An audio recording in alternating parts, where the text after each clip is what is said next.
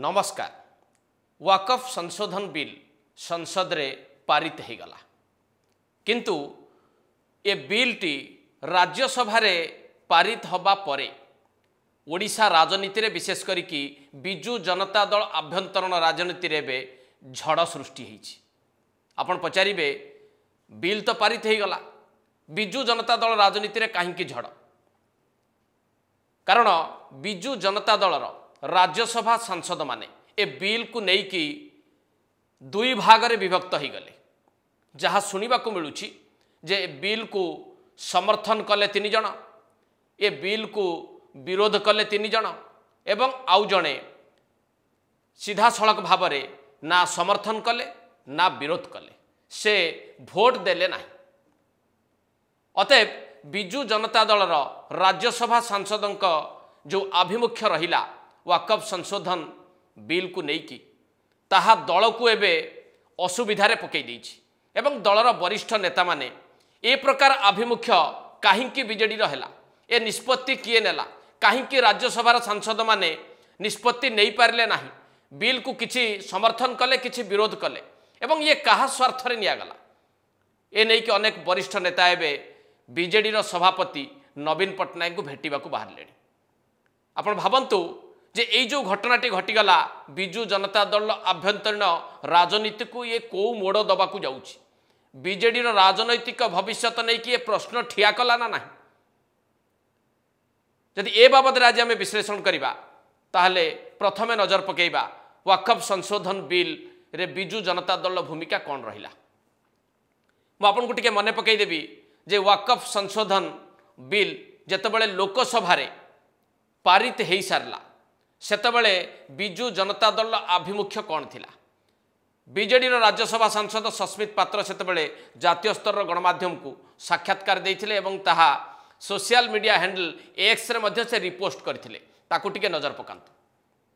एथिरे स्पष्ट भाव रे से सूचई देइछंती जे वाकफ संशोधन बिल नै कि बिजु जनता दल भल भावे चिंता करुछि एवं यह एक संवेदनशील प्रसंग। ए प्रसंग को बीजेडी भल भावे देखिबो एवं बुझिबो एवं बीजेडी रो आभिमुख्य ए बिल सपक्ष रे नुहे, ए बिल विरोध रे बीजेडी जीवा को चाहुछि, ए प्रकार गोटे संकेत देले सस्मित पात्र। सस्मित पात्र तो एक कथा निज मनरु कहि नथिबे, तांको निश्चित भाव में दल तरफरु निर्देश दिया जाइथिबो ए कथाटी को रखिबा पई जे बीजेडी बिल को विरोध करबा को जाउछि। साधारण भाव में गोटे संदेश गला जे वाकफ संशोधन बिल को राज्यसभा रे बीजेडी विरोध करिवो।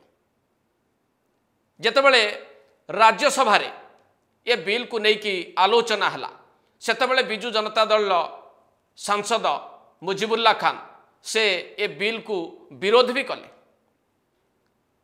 किंतु ए बिल पारित होबा पूर्वरु बिजु जनता दल राज्यसभा सांसद सस्मित पात्र तांकर social media handle X ray गोटे सूचना देले। से सूचनाटी को टिके भल भावे देखंतु। एथिरे से स्पष्ट भाव में सूचित करिसंती जे दल तरफरु कोनसी हुइप जारी करा जाई नाही राज्यसभा सांसद मानक उपरे, सबु किछि छाड़ी दिया गला बीजेडी रो राज्यसभा सांसद मानकर विवेक उपरे। अर्थात जेतेबेले बिल टी पई भोट हबो सेतेबेले बिजु जनता दल सांसद माने विवेकानुमोदित निष्पत्ति नेबे। अर्थात बिजु जनता दल राज्यसभा सांसद मानकु तांको विवेक जहा कहिबो से सही निष्पत्ति नेबे।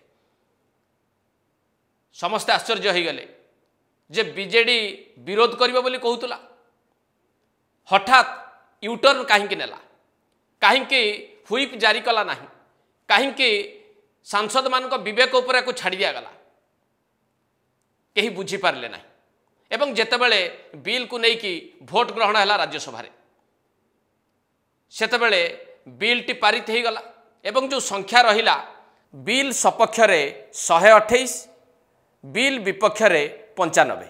एथुर स्पष्ट भाव में जना पड़ी गला ये बिल टी पारित हबार ही थिला। लोकसभा रे पारित हबा पर यार उज्जवल संभावना रही जे राज्यसभा रे भी ये पारित हब। भारतीय जनता पार्टी नेतृत्वाधीन सरकार पाखे बिजु जनता दलर जो संख्या राज्यसभा रही सांसद 7 जन, तार आवश्यकता थिला कि आदौ नथिला। जदि 7 जन भोट दे न थांते सपक्ष हो बा विपक्ष हो ताहले ए बिल ले किछि फरक पड़ी था कि ए बिल कौन पारित हो पारि न था कि संख्या को देखिले जे कहीं भी बुझीज जे बीजेडी को न पचारे भी बीजेडी को समर्थन पाई न कहले भी कौन सी फरक ए बिल उपर पड़ार नथिला। अर्थात बीजेडी रो भूमिका अत्यंत गौण थिला बा नगण्य थिला। किंतु बिजु जनता दल कहीं निष्पत्ति नेला कहीं बीजेडी निष्पत्ति नेला जे किछि समर्थन करिवे किछि विरोध करिवे। जहाँ शुणा मिलूची जदि ताहा सत होता है जे किछि सांसद पाखापाखि काले 3 जन समर्थन कले आउ पाखापाखि 3 जन विरोध कले आउ जड़े आब्स्टेन करिगले अर्थात भोट ग्रहण में अंशग्रहण कले ना। जदि ए कथाटी सत होता है ताहले भावंतु बिजु जनता दल सांसदंकर आचरण उच्चारण बिजु जनता दल सभापतिंकर एई प्रकार गोटे निष्पत्ति बा निर्णय साधारण भाव में बिजु जनता दलर कर्मी एवं नेता मानंकु क्षुब्ध करना ना। सेमानक भितरे को प्रकार भावनाटे ये तैयारी करिवो किए ये निष्पत्ति नेला कहीं निष्पत्ति निगला नवीन पट्टनायक ये निष्पत्ति कहीं नेले जदि नवीन पट्टनायक निष्पत्ति न नहीं थांते ताहले सस्मित पात्र कौन सोशल मीडिया हैंडल ले पोस्ट करते जे यह सांसद मानकर विवेक उपर छाड़ दिगला बोली। अतएव स्पष्ट भाव में एथुर बुझा पड़ुछि जे बिजु जनता दल सभापति बा सुप्रीमो ए निष्पत्ति नहीं और जदि से निष्पत्ति नहीं तेबे निष्पत्तिर उद्देश्य कौन होता पारे कहीं किछि सांसद को कहगला समर्थन करने किछि सांसद को कहगला विरोध करने एवं आउ जड़े सांसद आब्स्टेन करिगले जहाँ शुणा जाउछि।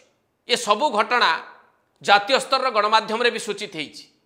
जातीय स्तर गणमाध्यम बिजु जनता दल आभिमुख्य को लेकिन जोरदार चर्चा भी आरंभ हो गलानी जे बीजेडी रे कौन चली बीजेडी ए प्रकार निष्पत्ति कहीं नेला समर्थन करथिले बिल को समस्त सांसद के आश्चर्य ही न था कारण अतीत बिजु जनता दल यही अनेक बिल रे समर्थन करी आसी केंद्र सरकार को